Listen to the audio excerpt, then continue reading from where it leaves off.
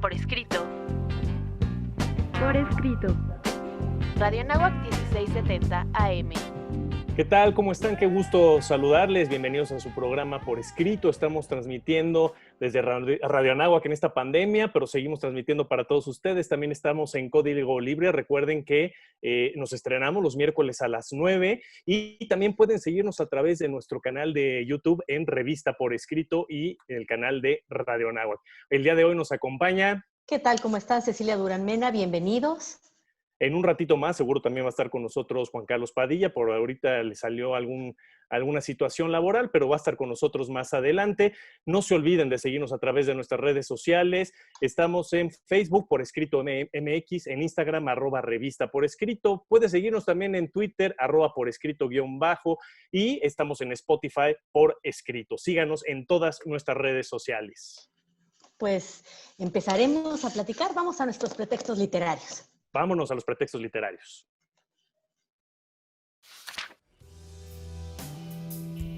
Pretextos literarios.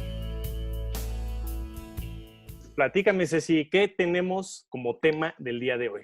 Mira, hoy vamos a tomar un tema que yo estoy segura de que a ti te va a gustar mucho, y es que los escritores generalmente no solamente son escritores, sino tienen otra profesión. Entonces, hoy vamos a hablar de escritores que tuvieron otras profesiones.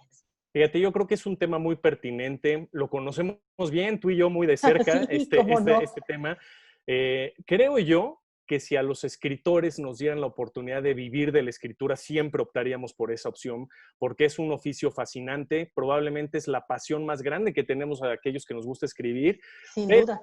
Por una u otra razón, muchas veces, pues se puede o no se puede vivir de ello. O otra razón, a lo mejor por ahí empezaste haciendo otra cosa en tu vida y de pronto algo surgió que tuviste la necesidad de empezar a escribir y entonces fue que encontraste esa pasión. De hecho, antes de adentrarnos a este tema, me gustaría conocer tu propia versión, Ceci, ahora sí que en carne propia, ¿qué fue lo que te motivó a escribir? ¿Cómo ocurrió este bagaje de la escritura en tu propia vida? Fíjate que es una historia simpática, Raúl, muchas gracias. Yo siempre decía y siempre he dicho que a mí me gusta contar, pero yo creo que cuando estaba en la preparatoria lo entendí un poco mal, ¿no? Y entonces dije, contar es 1, 2, 3, 4 y estudié contaduría pública. Después, como que seguí insistiendo por ese tema y estudié administración y negocios internacionales, economía, etcétera. Y luego fue una cuestión dura en mi vida.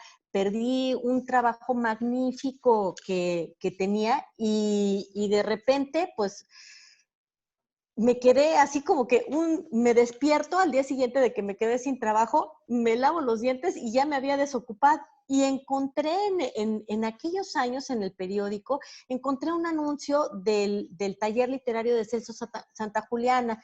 Y entonces entré al taller literario de Celso Santa Juliana y con él se supone que tenías que escribir una novela en 9 meses. ¿Cómo se notaba que no tenía la más remota idea de lo que estaba haciendo? Y empecé a escribir y escribir y escribir. Y Celso a los 8 meses, porque él no te leía, nada más te daba tips de cómo escribir. Y a los 8 meses dijo, a ver, ¿quién acabó su novela? Y yo, pues que venía de un mundo financiero, de proyectos, etcétera, me di un colchón como para terminar, por si no me daba tiempo de terminar o lo que sea, y a los 8 meses yo ya tenía terminada mi novela. Y me acuerdo que cuando Celso preguntó, ¿quién ya terminó su novela? Yo como ñoña, chiquita, ¡yay, yo! Y fui la única de mi grupo, de la 10ª generación, que había terminado la novela. Y entonces me dijo Celso, oye, a ver, tráeme tus cochinadas, a ver cómo está tu manuscrito. Pero te lo advierto, soy un lector muy, muy lento y si no me gustan tus porquerías las voy a tirar a la basura. Y fíjate, mi querido Raúl, que tuve muy buena suerte porque a Celso le gustó y me publicó la novela. Y tuve la oportunidad de presentarlo en la FIL de Guadalajara. El mismo año, Raúl, que Emilio José Pacheco le otorgaron el Príncipe de Asturias. Entonces, en medio de la FIL de Guadalajara, con toda la parafernalia, le avisaron a Emilio José Pacheco que acababa de ser el Premio Príncipe de Asturias. Entonces, estaba dando su conferencia de prensa y en donde yo tenía que presentar mi libro, ahí estaba el maestro. Y entonces le pregunta a Padilla, que es el director de la FIL, que No, qué Juan hacía. Carlos. Sí, no, Juan Carlos. Y le preguntó que qué estaba haciendo esa persona ahí parada. Y le dijo, ay, maestro, es que tiene que presentar su novela y no sé qué. Y me la presentó Emilio José No, bueno. Pacheco y se agotó la primera edición de Hermana Querida, que esa fue mi historia. Ahora cuéntanos tú tu historia. Mira, mi querida Ceci, hay quien nace con estrella y hay quien nace estrellado. Tú naciste con estrella, no cabe duda, mi estimada Ceci. Fíjate, mi historia, algo similar a lo tuyo. Tú contadora, yo comunicólogo, y para mí mi deseo era convertirme en comentarista deportivo. Y por un buen tiempo, en varios medios, tuve la oportunidad de hacer realidad ese sueño. Con Situación esa que no, voz, ¿cómo no? pero ¿qué crees? Que no me apasionó por una u otra razón. No Ay, estaba mi qué pasión por ahí. padre. Hice mil cosas más hasta que finalmente me remonto a mi época de universitario y aquí le agradezco mucho a un profesor que tengo, Alejandro Herrera, aquí hago Ajá. mención de él, que nos dio la materia de guionismo. Ah, qué padre. Y él fue quien hizo que me enamorara precisamente de la escritura a partir de otro género, ¿no? En este caso, el guión cinematográfico. Ujú. Terminé de escribir mi guión. Una historia ahí particular es que cuando le entregué el primer boceto, una escaleta de 5 renglones, me dijo, si le echas ganas, Raúl, tú podrías ser el primer 10 que ponga en toda mi vida. Oh, Efectivamente, el tipo nunca había puesto un 10 y ajá. lo logré. Reprobé todas las demás materias ese semestre, pero Ah, pero en ese esa saqué triunfo. mi 10. Entonces, ahí me enamoré de la escritura. Ese fue el parteaguas para mí. Y seguí escribiendo otros guiones hasta que finalmente dije, voy a dar el siguiente paso.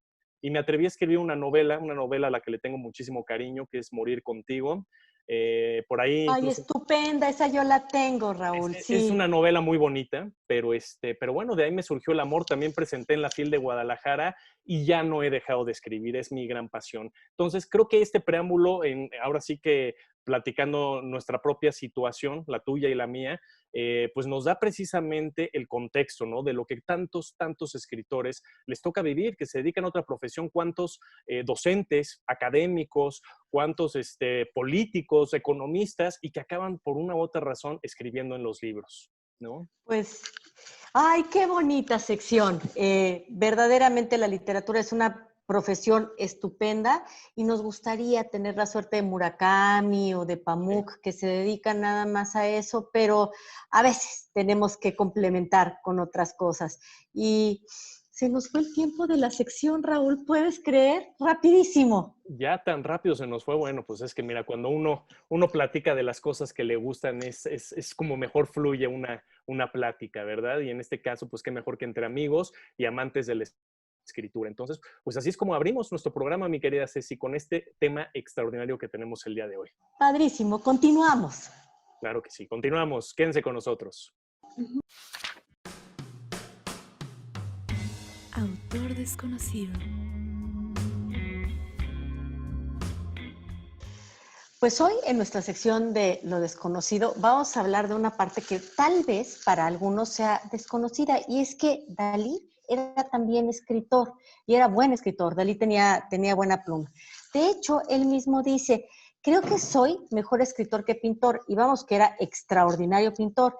Y en esto, continúa diciendo Dalí, coincidía con mi padre. Lo importante de mi escritura no es el estilo, ni la sintaxis, ni los recursos discursivos. Lo importante de mi escritura es sencillamente lo que tengo y lo que tengo que decir. Y esto llegará el día en que será muy aceptado. Salvador Dalí, como ustedes saben, bueno, es un pintor famosísimo que perteneció al movimiento surrealista, fue muy amigo de André Breton. André Breton después se enojó con él, hizo un acrónimo que era Ávida Dollars, es decir, Ávida Dollars son las mismas letras de Salvador Dalí, porque para André Breton, Dalí como que traicionó al movimiento surrealista y por eso después fue expulsado del movimiento surrealista y Dalí en uno de sus ataques así de mucho ego dijo, no me importa que me expulsen del movimiento surrealista porque el surrealismo soy yo, hecho carne, ¿no? Bueno, lo cierto es que mientras él estuvo cercano al movimiento surrealista, evidentemente convivió con muchísimos escritores surrealistas, con André Breton, por supuesto. Entonces, Dalí tiene poemas, tiene parte de su manifiesto, tiene todo un ensayo que se llama Paranoico Crítico, en donde él describe la manera que tenía de pintar.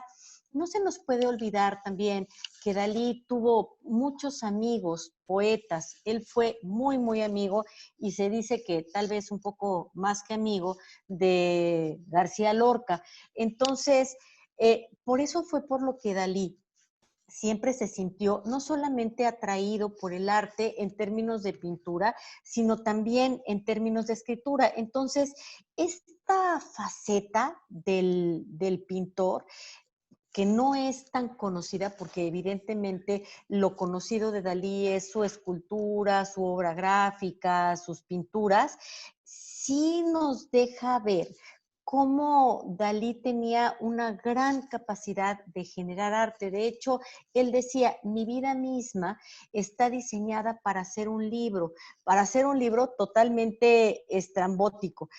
Lo cierto es que Dalí tiene muchísimos escritos en donde habla de teoría literaria, en donde lo único que nosotros tenemos que hacer es ver cómo él utilizaba sus sueños y en algunos casos, algunas sustancias, sus sueños para generar arte. Y entonces tiene alrededor de 4,000 escritos que no todos han sido editados y que se van correspondiendo de repente con parte de sus pinturas y parte de sus esculturas y parte de su obra gráfica.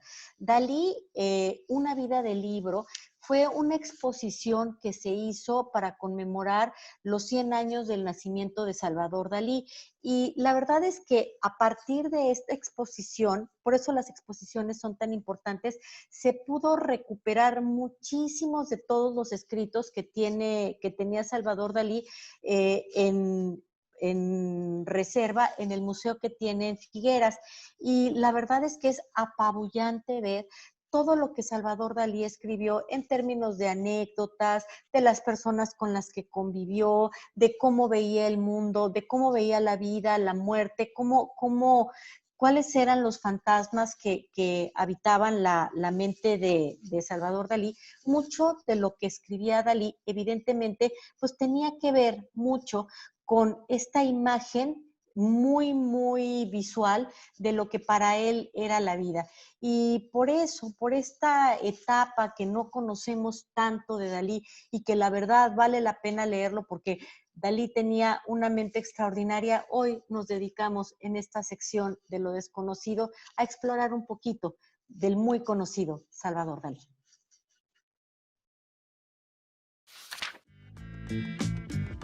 Conversaciones.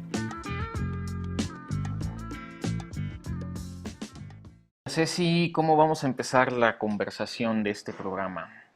Pues mira, platicábamos con Raúl de cómo la literatura es un gran mundo que nos gustaría ejercer en exclusiva, pero vemos que a veces, en la mayoría de los casos, los escritores necesitamos un complemento para poder llevar a cabo esta noble tarea. Y muchísimos escritores han hecho lo que hicimos nosotros, es decir, complementar la escritura. Y hay muchísimos autores que han seguido esta fórmula.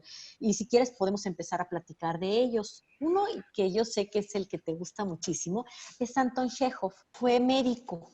Y entonces muchas de las inspiraciones que él tiene, por ejemplo, pienso en el cuento de El borracho, se trata de una persona que llega evidentemente completamente pasada de copas y está en la sala de espera del médico y cómo va viviendo todo su mareo y tal hasta que llega frente al doctor y le cuenta toda la tristeza por la cual él tiene que recurrir al alcohol y tal y bueno, todo lo que tiene que pasar mientras el médico lo va revisando. Y es que la medicina puede llegar a ser un gran complemento de la escritura. ¿Por qué? Porque los médicos y los escritores tenemos algo en común y es que nos dedicamos a analizar al ser humano. Unos desde la parte anatómica y otros desde la parte espiritual, porque para construir un personaje, pues hay que entender su psicología, hacerlo redondo, etcétera. Entonces, Anton Chekhov hizo esta magia de poder compatibilizar su profesión de médico con la pasión de la escritura. Y no fue el único, por supuesto. Hay muchos otros que también tuvieron que recurrir a otros oficios para ganarse la vida.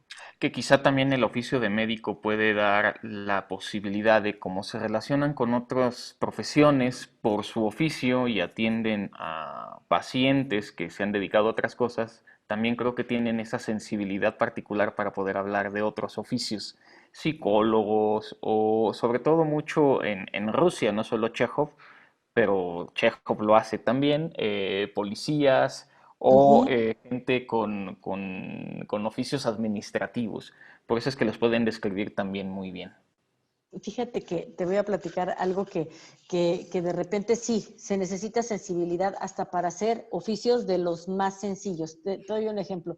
Charles Dickens se empezó a ganar la vida en una fábrica de grasa de zapatos. Entonces, él era el que se encargaba de envasar toda esta grasa para darle bola a los zapatos. Y bueno, de eso cambió después para ser un gran escritor. Y déjame platicarte del gran Vladimir Nabokov. Es increíble que este hombre se dedicó a ser entomólogo. Yo no sabía lo que es un entomólogo. Y un entomólogo se dedica al estudio de las mariposas. De hecho, él fue el encargado de toda esta gran colección de mariposas que están expuestas en la Universidad de Harvard. Y fíjate qué chistoso, o sea, un escritor de tanta potencia tuvo que ser otra cosa totalmente distinta para poderse dedicar a escribir. De hecho, Nabokov en algunos de sus cuentos tiene personajes entomólogos. Hay uno particularmente, no recuerdo ahorita el nombre del cuento, pero es justo un entomólogo que viaja por todo el mundo para conseguir los especímenes de mariposa más diversos que puedan existir y por eso viaja. Aquí creo que es muy interesante cómo el escritor tiene que encontrar la manera de poderse dedicar a lo que le gusta hacer, porque también tenemos varios ejemplos, por ejemplo, Julio Verne, que su papá lo obligó a estudiar Uh-huh. derecho, pero pues, no quería dedicarse al derecho, quería dedicarse a la escritura. Uno pensaría que Julio Verne se quería dedicar a la ciencia, porque muchos de lo que escribió pues es un poco diagnóstico del futuro Sí. próximo, el viaje al centro de la Tierra, la vuelta al mundo en 80 días, y sin embargo sí hizo algún estudio en Derecho, pero decidió dedicarse a la escritura. Hay una amiga diseñadora que dice que hay que batmanizarnos, Uh-huh, y es un claro. poquito lo que ocurre con el personaje de Bruce Wayne. Bruce Wayne pues, es un empresario cuyo el dinero que gana siendo empresario es lo que le permite hacer de Batman. Batman es el divertido. Muchos escritores tuvieron que hacer otro tipo de oficios para poderse dedicar a la escritura, porque dedicarse a la escritura únicamente muy pocos han tenido esa posibilidad y los que lo lograron hacer tuvieron que comenzar con algún oficio anterior. Por ejemplo, García Márquez. Por supuesto, García Márquez, por ejemplo, él empezó siendo periodista y poco a poquito se fue como acomodando en varios otros periódicos para poder seguir escribiendo y poder tener tiempo para escribir. Y luego no solamente eso, o sea, necesitaban ayuda de alguien más. Por ejemplo, García Márquez con Mercedes tenía que trabajar para que él pudiera seguir escribiendo y terminar 100 años de soledad. Y fíjate que una combinación muy especial que siempre hay entre escritores y otras profesiones es la de profesor. T.S. Eliot fue profesor un corto tiempo de su vida en un terreno que estaba totalmente al margen de la literatura. A ver a quién te recuerda, daba clases de finanzas. Que a veces pasa, ¿no? Uno está programando en clase de literatura a alguien que estudió administración, ¿verdad? Exactamente, es algo muy chistoso. Y no programando a una persona que estudió creación literaria después, ¿verdad? Pero lo chistoso es que T.S. Eliot al principio también fue tesorero de la compañía hidráulica de ladrillos de su ciudad natal, en Londres. Entonces, del Bank of Londres. del Bank of Londres, del Banco de Londres, de Lloyd.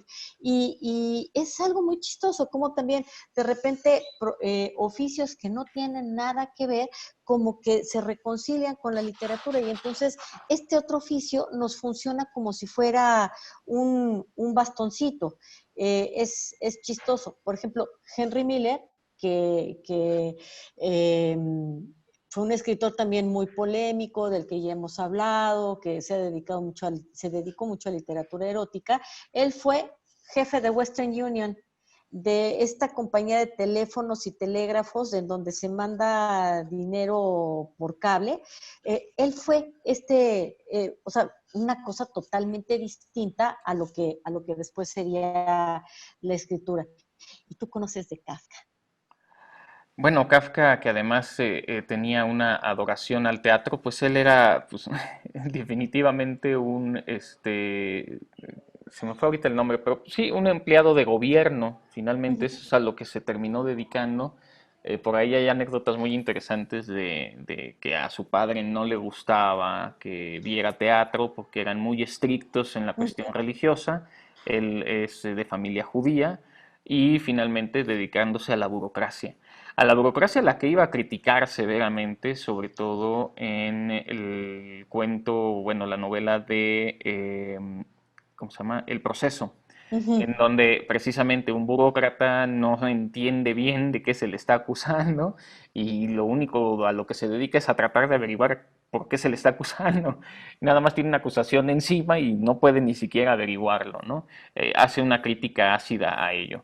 Es muy interesante cómo el ser profesor le permite a muchos escritores, no sé si ya se ha comentado, Julio Cortázar, Antonio Machado, Tolkien, C.S. Lewis y Stephen King, que se dedicaron precisamente a la docencia porque la docencia permite estar en un ambiente que permite contar historias.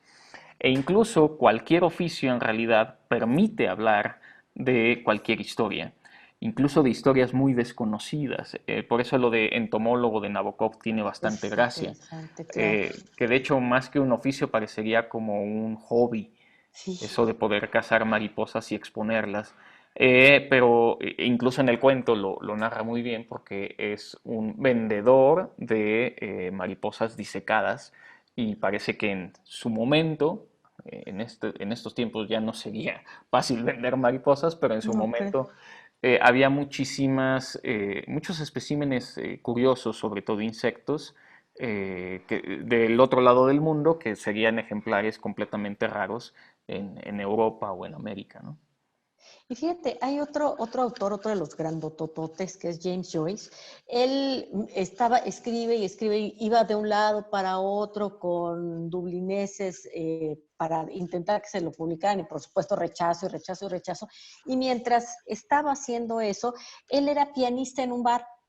Entonces, es difícil imaginarse a un hombre tan tímido, con los rasgos de carácter que tenía Joyce, tocando el piano y alegrando ahí a la gente en Dublín, pero a eso se tuvo que dedicar para poder salir adelante. Y es que de verdad, muchas veces, sobre todo últimamente, se ha romantizado mucho al oficio del escritor y pareciera como que es muy fácil y pareciera como que la historia de, ay, ahorita ya se me ocurrió que voy a poder ser escritor y me voy a poner a escribir y voy a tener todo un éxito y me voy a convertir como en el futuro Murakami, pues es muy difícil, Juan. La verdad es que no es así de fácil. Incluso el propio Murakami, antes de convertirse en lo que es hoy en día, él tenía un bar en Tokio y por eso le puso Tokyo Blues, que en su bar nada se ponía pura música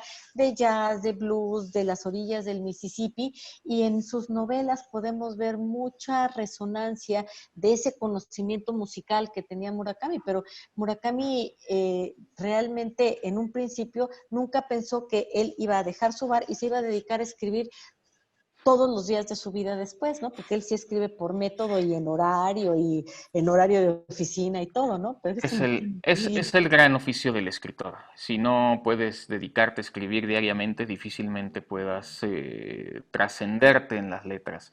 Pero ¿qué podemos decir, por ejemplo, de Octavio Paz? Bueno, Octavio Paz tiene una trayectoria muy interesante. ¿Por qué? Porque Octavio Paz, como ya platicamos en Metaliterario, abandonó los estudios muy joven, pero él toda su vida fue diplomático. Entonces, estuvo como embajador en Francia para gloria de las letras latinoamericanas, porque si no hubiera sido por la sensibilidad de Octavio Paz, Cortázar, Borges, Casares, el propio Fuentes no hubieran tenido todo el boom latinoamericano de no haber sido por el apoyo de Paz.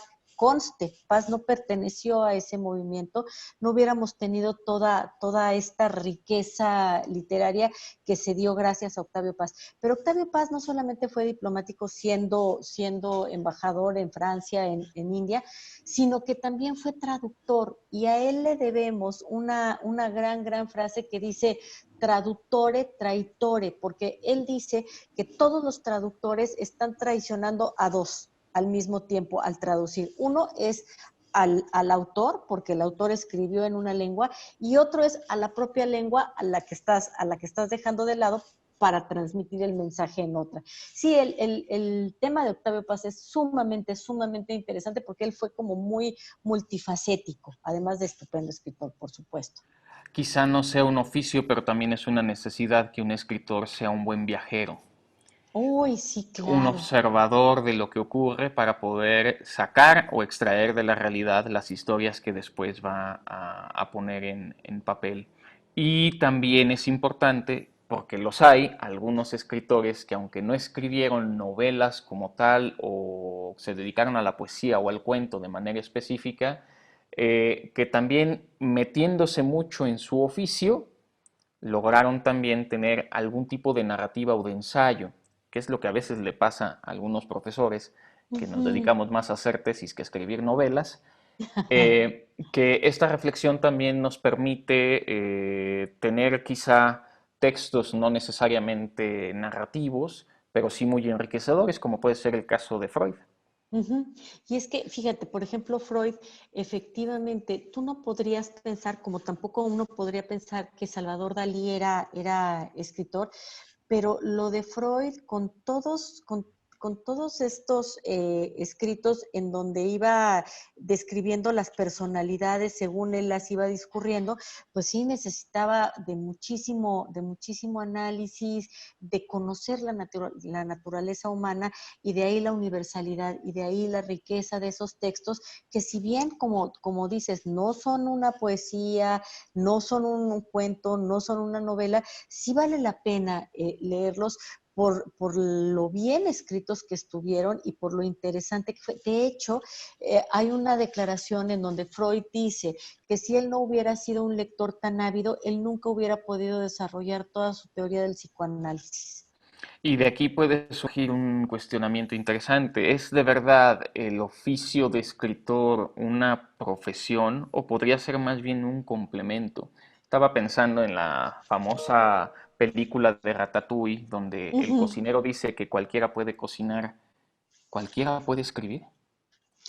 Híjole, yo no sé, cualquiera puede intentar escribir y sé que suena muy petulante, pero por eso es por lo que a mí me parece que hay que tener mucha humildad también porque el escritor debe de corregir y corregir y corregir su texto. No es que te salga la primera, como a lo mejor a la primera vez no te sale el mejor pan de plátano de toda la vida, pero bueno, es cuestión de seguir y de seguir practicando y de no perder la Ah, esperanza.